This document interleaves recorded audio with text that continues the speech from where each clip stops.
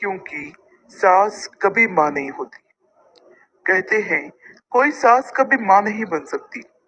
वैसे तो वह भी एक माँ ही होती है, लेकिन अपनी बहू के लिए कभी माँ बनकर नहीं रह सकती।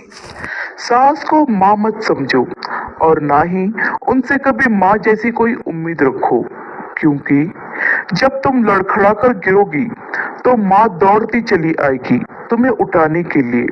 लेकिन सास कभी तुम्हें उठाने नहीं आएगी, वह खुद तुम्हें उठना सिखाएगी।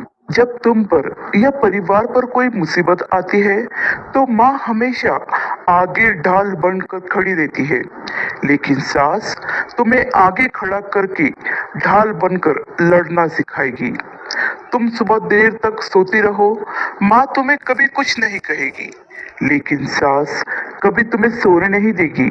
वह तुम्हें वक्त पर जागना और सतर्क रहना सिखाएगी। तुम कितने भी देर तक दोस्तों से बातें करो, पूरे दिन फोन पर लगी रहो, माँ तुम्हें कभी नहीं रोकेगी, लेकिन तुम्हारी सास तुम्हें हमेशा रोकती रहेगी ताकि तुम एक जिम्मेदार इंसान बनो, वक्त की कदर करना सीखो।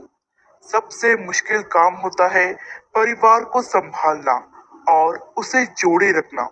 इस काम के लिए सास से अच्छी टीचर कोई हो ही नहीं सकती, जो तुम्हें एक जिम्मेदार इंसान बनाती है और अक्सर खुद बुरी बनकर अपनी बहू के लिए भला ही सोचती है।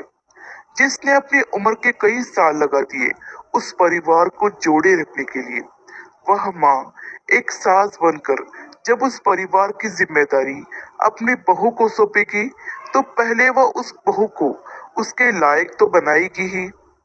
हर सास अलग होती है, हर किसी का तरीका अलग होता है, लेकिन इरादा और नियत हमेशा नेक होती है और अपने परिवार के लिए समर्पित होती है।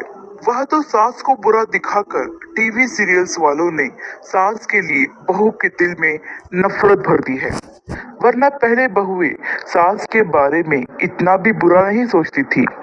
जो बहू सास के साथ नहीं निभा सकती, सास को छोड़कर अलग रहती है, वो नहीं समझ पाती कि एक बिन डोर की पतंग को अक्सर हवा के साथ जहां चाहे वहां उड़ना होता है और फिर एक दिन जमीन पर आकर गिरना होता है।